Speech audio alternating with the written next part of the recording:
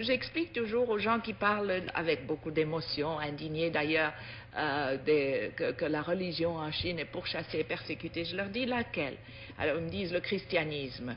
Je dis mais le christianisme c'est pas une religion chinoise. Le christianisme, le Christ, Jésus-Christ, cet homme si magnifique, si doux, si bon, a été envoyé en Chine dans une caisse d'opium. C'est comme ça qu'il nous est arrivé, avec le fusil d'un côté et l'opium de l'autre. Comment voulez-vous qu'on l'aime?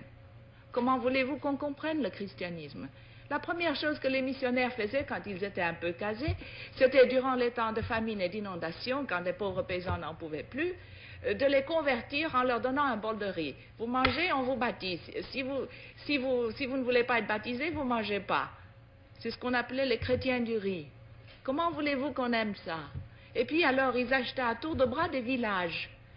L'Église catholique est devenue grand propriétaire terrien. C'est à elle qu'appartenaient à Shanghai tous les districts de prostituées.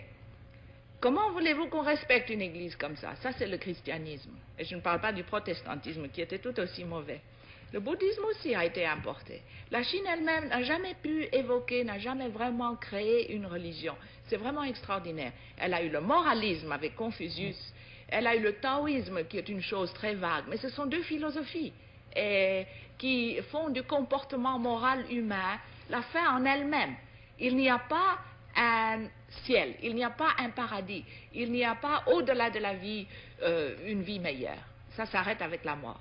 Il n'y a pas d'enfer non plus. Il n'y a pas d'enfer non plus. Il n'y a donc jamais eu de religion traditionnelle théiste en Chine? Non, pas vraiment organisée. Il y a eu un peu d'animisme et puis il y a le bouddhisme qui est venu de l'Inde, qui a subi quelques modifications. Mais la Chine elle-même n'a jamais évolué une religion. Mais elle a évolué des moralités, le confucianisme, le taoïsme, etc. Et la condition féminine en Chine, telle que vous l'avez vécue et telle qu'elle existe aujourd'hui?